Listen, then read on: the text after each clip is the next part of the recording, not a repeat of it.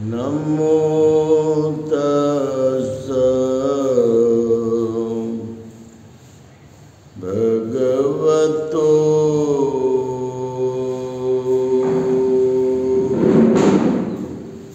अरहतो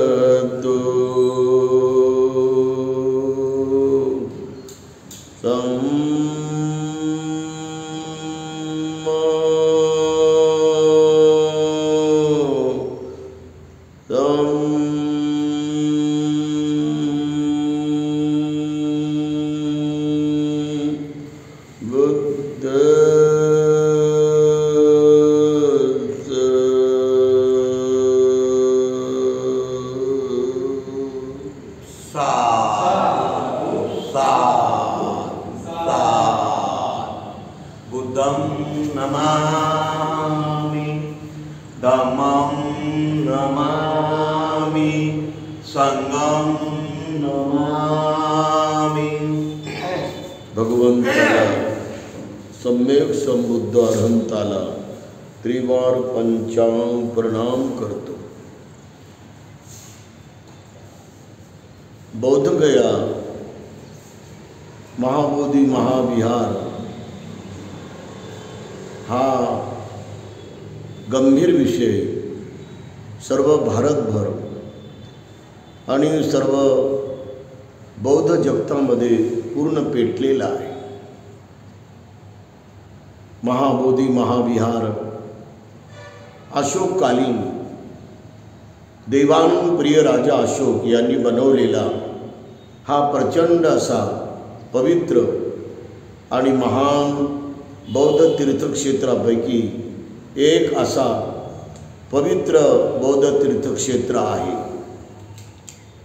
या बौद्धगया महाबोधी महाविहारामध्ये बोधिवृक्ष आहे।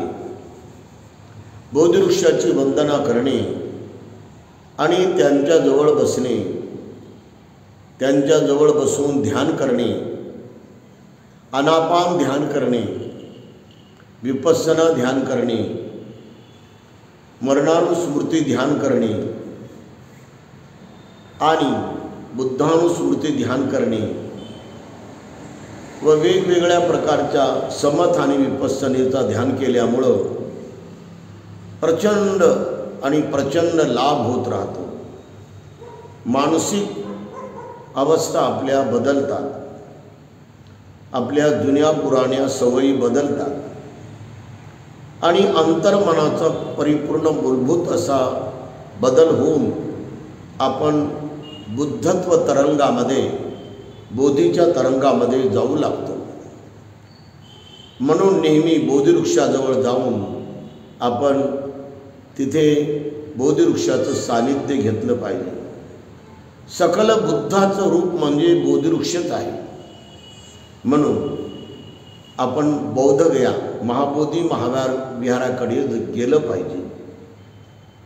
तिथे सम्यक संबोधी प्राप्त केल्यानंतर भगवान तथागत सम्यक संबुद्ध हे 7 आठवडे त्या ठिकाणी वास्तव्याला होते।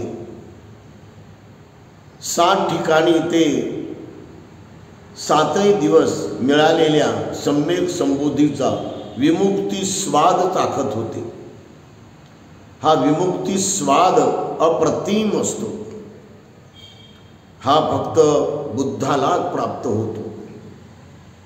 आणि जे बुद्धाच्या रस्त्यानं, बुद्धाच्या पावलानं चालत चालत पुढे पुढे जातात, त्यांना सुद्धा याचा आस्वाद मिळायला कोणती कठीणाई नाही,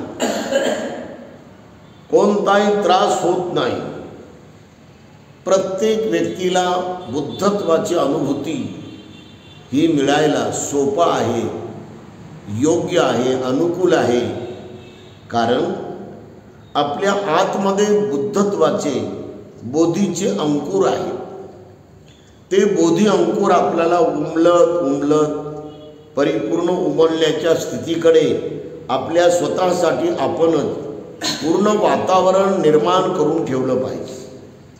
आपणच आपल्याला स्वतःला असं बनवलं पाहिजे की बोधीचा एक ना एक तरंगाचा आस्वाद बोधीच्या अप्रतिम अशा महान अवस्थेचा लाभ आपल्याला मिळाला पाहिजे। असे हे पवित्र आणि पावन महाबोधी महाविहार फार काळापासून आजपर्यंत हे ब्राह्मण प्रणीत हिंदू धर्माच्या गुलामीमध्ये आहे। सुरुवातीला महाबोधी महाविहार हे पूर्ण गडप झालेलं होतं। त्याच्यावरती मोठे मोठे मातीचे थरच्या थर आले होते। 144 उंचीचं हे महाबोधी महाविहार पूर्णच्या पूर्ण मातीमध्ये दडून गेलं होतं आणि दबल्यामुळे जेव्हा इथे ब्रिटिश शासन प्रस्थापित झालं आणि ब्रिटिशांचं राज्य पूर्ण भारतभर हे काम करू लागलं, तेव्हा त्यांनी त्याचं उत्खनन केलं आणि एवढं सुंदर उत्खनन केलं की ते महाबोधी महाविहार पूर्ण सेफ्टीमध्ये सुरक्षित आपल्याला दिसते। त्यांच्या प्रत्येक वेगवेगळ्या या कप्प्यामध्ये म्हणजे छोट्या छोट्या ज्या गुफा आहेत त्याच्यामध्ये बुद्धाची रूपं होती। ते बुद्ध रूप भूमिस्पर्श भावमुद्रेची होती, ध्यान भावमुद्रेची होती, वरद भावमुद्रेची होती आणि धम्मदेशना भावमुद्रेची होती, भिक्षाटन भावमुद्रेची होती। एवढेच नव्हे तर वेगवेगळ्या भगवंताच्या ज्या भावमुद्रा आहेत त्या 9 प्रकारच्या भावमुद्रा प्रत्येक त्या महाविहाराच्या छोट्या छोट्या गुफेमध्ये होती। ते तोडून नेली ब्राह्मण महंत पंडे पुजारी भट यांनी त्या भावमुद्रा उचलून नेल्या आणि रात्री बेरात्री उचलून त्यांनी रात्री बेरात्री त्याचं स्मगलिंग केलं, त्याला विकलं परदेशामध्ये 1 लाखात 2 लाखात 3 लाखात। हे असं आक्रमण 100 वर्षापासून चाललेलं आहे। किती सहन करायला पाहिजे बौद्ध समाजानं। जागतिक कीर्तीचं हे बौद्ध पवित्र तीर्थक्षेत्र आज अबौद्धांच्या मॅनेजमेंटमध्ये पूर्णच्या पूर्ण ते गुलामीमध्ये पडलेलं आहे। या महाबोधी महाविहारामध्ये 250 कोटी लोक तिथे येऊन ध्यान करतात। जगातल्या संपूर्ण 250 कोटी बौद्धांचं हे पवित्र तीर्थक्षेत्र आहे। 153 देशातले बौद्ध लोक तिथे येतात। थाई भिक्खू संघ, बर्मिक भिक्खू संघ, मंगोलियन भिक्खू संघ, चायनीज भिक्खू संघ, जपानी भिक्खू संघ, वेस्ट बंगाल भिक्खू संघ, बांगला भिक्खू संघ, श्रीलंकन भिक्खू संघ, सिंगापूर भिक्खू संघ, अमेरिकन भिक्खू संघ, युरोपियन भिक्खू संघ, अशा वेगवेगळ्या प्रकारच्या देशातले भिक्खू संघ तिथे येतात आणि तिथे येऊन ते पूर्ण त्याचं दर्शन घेतात। जालंधर शहरातून पंजाबमधून एक ब्राह्मण तिथे आला। त्याचं नाव घमेंडगिरी महंत ब्राह्मण होतं आणि त्यांनी निरंजनी नदीच्या तीरावर एक झोपडी बनवली। त्याचं सोहळं हे फाटकं होतं आणि तो असं तिरकस नजरेनं महाबोधी महाविहाराकडे बघत होता। तेव्हा त्याच्या नजरेमध्ये महाबोधी महाविहार भरलं की हे माझं उपजीविकेचं, माझं उदरनिर्वाहाचं पवित्र ठिकाण आहे। मला इथं सारं मिळेल, मला धन मिळेल, मला दान मिळेल, मला दक्षिणा मिळेल, मला सारं इथं मिळेल, अशा महान तृष्णेनं, महान आसक्तीनं, लालचीपणानं, लोलूपणानं तो तिथे एक सारखा येऊ लागला, जाऊ लागला. आणि मग त्यांनी तिथे बसून कधी 1, कधी 2, कधी 3, कधी 4 दिवे लावून आपल्या स्वतःला समजू लागला की मी पण बुद्धाची पूजा करतो. पण बुद्धाची पूजा अशी होत नसते. आपण किती जरी दिव्यामध्ये तेल जाळलं किंवा दिव्याचे अगर काही बी जाळले आपण दीप, त्यांनी मात्र पूजा खरी होत नाही. खरी पूजा म्हणजे प्रज्ञेचा दीप मनामध्ये प्रज्वलित करून प्रज्ञेच्या दीपामध्येच आपण सर्व प्रकारचे विकार पूर्ण विरघळून विरघळून विरघळत विरघळत सर्व विकारांचा समूळ नाश करणे. आणि जेवढे बलवान आश्रव आहेत, कामाश्रव आहे, दृष्टी आश्रव आहे, भवाश्रव आहे, अविद्याश्रव आहे, त्याला सर्वांना मुळं सगट काढून टाकणं. रागाचा विकार आहे, राग म्हणजे हाव आसक्तीचा विकार आहे, तृष्णेचा विकार आहे, 120 प्रकारच्या तृष्णा. लोभाचा विकार आहे, मोहाचा विकार आहे,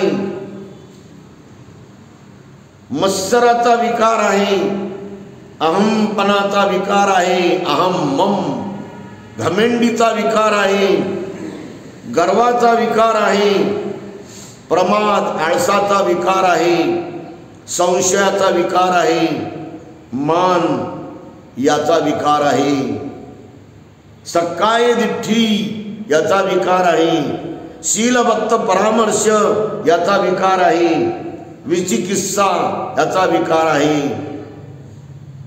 अनंत मिथ्यादृष्टीचा विकार आहे.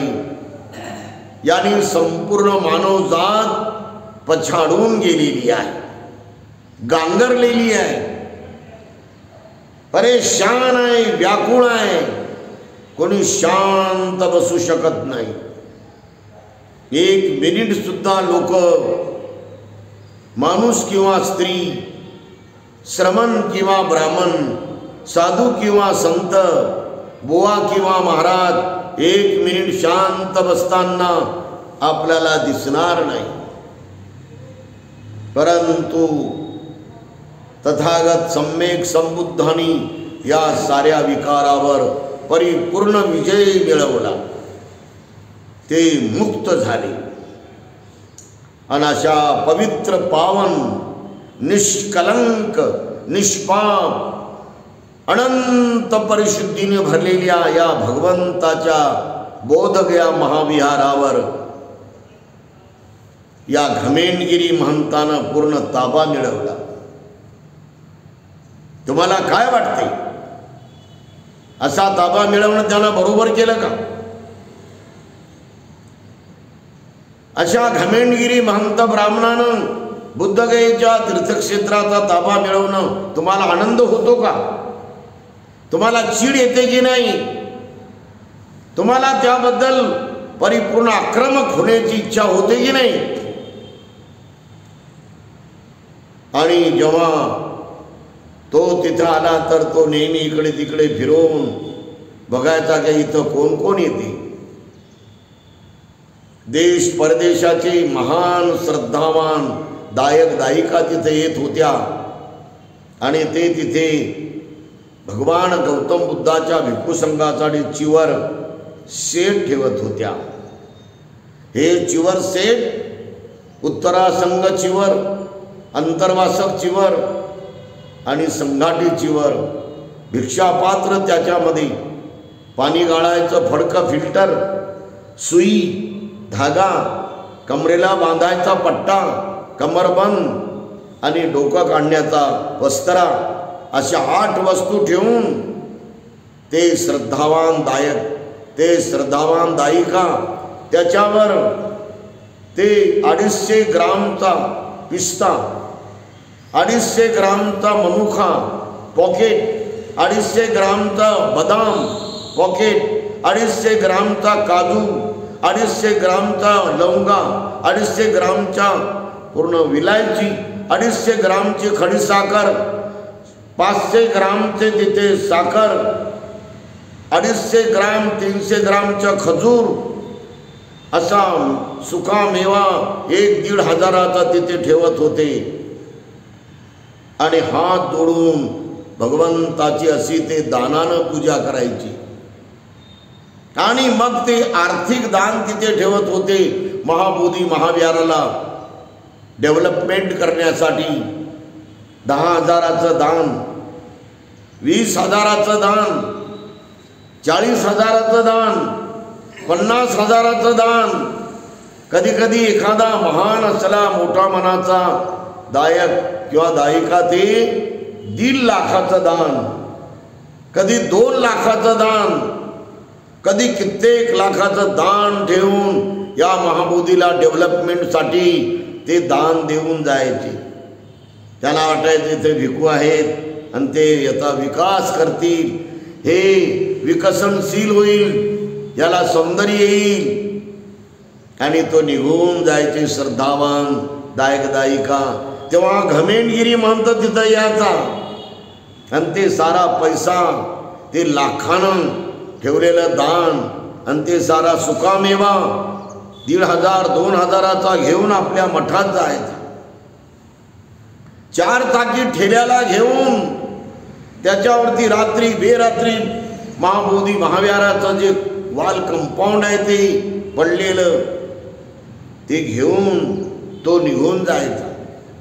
भगवंताच्या 7 फुटाच्या काळ्या पाषाणाच्या बुद्धरूप, 5 फुटाचे बुद्धरूप, 12 फुटाचे बुद्धरूप ते रात्री बेरात्री चोरून नेऊन त्याचे स्मगलिंग करायचा तो. आणि भारताच्या बाहेर अशा 10-10 फुटाच्या 9-9 फुटाच्या मूर्त्या भगवंताच्या विकल्या जातात. विकल्या गेल्या आणि त्याच्यावर त्यांनी पैसा जमा करून तिथे मठ निर्माण केला. त्या मठाला जे वाल कंपाऊंड आहे त्या वाल कंपाऊंडला बाहेरून बुद्धाच्या मूर्त्या त्यांनी बसवल्या. काय हो, बुद्धाच्या मूर्त्या वाल कंपाऊंडमध्ये बसवावं का आपण? याबद्दल आपण उठाव केला पाहिजे. याबद्दल आपण चिडून प्रचंड पूर्ण आपण आंदोलन केलं पाहिजे. आणि म्हणून पहिलं आंदोलन पूज्य भदंत, पूज्य भंते अनागारी धम्मपाल यांनी छेडलं. भिक्खू संघ तिथे सूत्रपठण बुद्धानुसती, धम्मानुसती, संघानुसती म्हणताना त्यांच्यावर हा घमेंडगिरी महंत पाळलेल्या गुंडांना दगड मारायला सांगायचा, विटा मारायला सांगायचा. भिक्खूच्या डोक्यावर विटा पडल्यावर, दगड पडल्यावर रक्त भंबाळ होत होतं. 4 टाके 5 टाके पडायचे. असे भिक्खू संघावर अत्याचार होणं आपण सहन करू शकता का? आपण त्याबद्दल उठाव कधी करणारा? हे एक दिवस नाही झालं, ते पूर्णपणे 70-80 वर्षापर्यंत चाललं. कलकत्त्याच्या हायकोर्टामध्ये केसेस गेल्या, पण जज हे ब्राह्मण असल्यामुळे आपल्याला न्याय मिळाला नाही. त्यानंतर पूज्य भदंत सुरेश ससाई यांनी आंदोलन छेडलं आणि ते 14-15 टप्प्यापर्यंत चाललं. फार मोठा 15-20 वर्षाचा कालावधी त्याच्यात गेला. लाखो सामनेर, हजारो भिक्खू दिल्लीला, लाखो सामनेर, लाखो दायक दायिका, उपासक उपासिका आणि भिक्खू हजारो बुद्धगयेला आंदोलन करत राहिले. महिना 2-2 महिने, 3-3 महिने असे 12-13 वर्ष कार्य झालं. आणि आता पूज्य भंते विनयाचार्य यांनी पूर्ण महाराष्ट्र ढवळून काढला. आणि आता आम्ही पूर्ण उत्तर प्रदेश मध्य प्रदेशात गेलो. तिथे भिलाई, दुर्ग आणि अनेक जिल्ह्यामध्ये मोठ्या मोठ्या सभा झाल्या. छत्तीसगड या प्रांतामध्ये फिरून फिरून आलो आता. तेव्हा अशा प्रकारचं आंदोलन संपूर्ण खेड्या पाड्यामध्ये गावागावामध्ये पेटत आहे. महाबोधी महाविहाराच्या ऑफिस समोर पेंडॉल टाकून पूज्य भदंत विशुद्धानंद बोधी महाथेरो बसले होते. भिक्खू संघ बसला होता आणि पूज्य भंते विनयाचार्य तिथे बसले होते. तेव्हा हजारो भिक्खू तिथे येत होते. 20 भिक्खू, 30 भिक्खू, थायलंड भिक्खू संघ, बर्मा भिक्खू संघ, चायनीज भिक्खू संघ, जपानी भिक्खू संघ, मंगोलिया भिक्खू संघ, सिंगापूर भिक्खू संघ, सारे भिक्खू संघ तिथं 20 संख्येनं 30 संख्येने येत होते. हजारो उपासिका उपासक तिथं येत होते आणि साऱ्या देशाच्या लोकांमध्ये महाबोधी महाविहार मुक्त झालं पाहिजे म्हणून आग पेटली. ती आग वाढत गेली, प्रचंड वाढत गेली. तेव्हा नितीश कुमार सीएमने हे पाहिलं की यांचं आंदोलन फार तीव्र आणि प्रखर झालेलं आहे. तर पूज्य भंते विनयाचार्य यांना रात्री 12 वाजता त्यांनी अरेस्ट केलं आणि 68 दिवस त्यांनी त्यांना जेलमध्ये टाकून दिलं, जेणेकरून आंदोलन हे बंद व्हावं. असा दडपण्याचा प्रयत्न केला या प्रशासनानं, या सीएम नितीश कुमारनी. परंतु लोक थांबले नाही. भंतेजी पुन्हा बाहेर आले आणि पूर्ण महाराष्ट्र त्याने ढवळून काढला. दीक्षाभूमीपासून चैत्यभूमीपर्यंत गावागावाला जिल्ह्याला ते फिरले आणि चैत्यभूमीपासून तर पूर्ण विदर्भ मराठवाडा फिरवून मुळ्याला सुद्धा ते आले. उमरखेडला सुद्धा प्रचंड मोठी सभा झाली. अशा प्रकारे पूर्ण महाराष्ट्र ढवळून काढला. पुन्हा हे आंदोलन पेटवतच नेलं त्यांनी आणि आता ते दिल्लीला गेलेली आहे. आतापर्यंत त्यांनी 4 वेळ दिल्लीला जाऊन प्लॅनिंग केलं. 12 फेब्रुवारी 2026ला प्रचंड प्रत्येक राज्यातून 1 ट्रक 2 ट्रक आपली खाण्यापिण्याची व्यवस्था करून लोक तिथं पोहोचत आहेत. सर्वांनी याबाबत गंभीर विचार करून एका ट्रकमध्ये खाण्यापिण्याच्या वस्तू, गॅस सिलेंडर आणि दुसऱ्या ट्रकमध्ये आपण आपले उपासक उपासिका सर्व भीमसैनिक योद्धे दिल्लीला पोहोचावं. 12 फेब्रुवारी 2026ला सर्वीकडे आपण याचा प्रचार करावा. वेगवेगळ्या चॅनलमधून प्रचार करावा, वेगवेगळ्या पूर्ण पत्रकातून प्रचार करावा आणि सर्वांनी 12 फेब्रुवारी 2026ला दिल्लीला जंतर मंतर इथे हजर व्हावे असं आवाहन महाबोधी महाविहार संघर्ष समितीच्या वतीनं भदंत खेमधम्मो करत आहेत. सर्वांचं मंगल हो, सर्वांचं मंगल हो, सर्वांचं मंगल हो. आशीर्वाद. वनवड्डको बलवड्डको धनवड्डको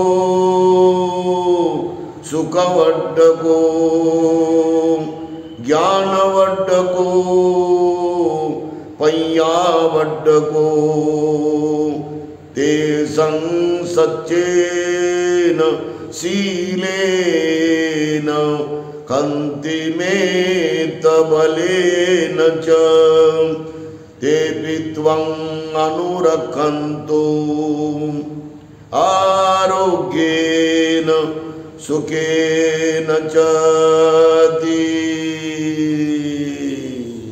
साधु साधु साधु। बुद्धं नमामि, धम्मं नमामि, संघं नमामि, अहं वन्दामि सर्वदा। महाबोधीचा संघर्ष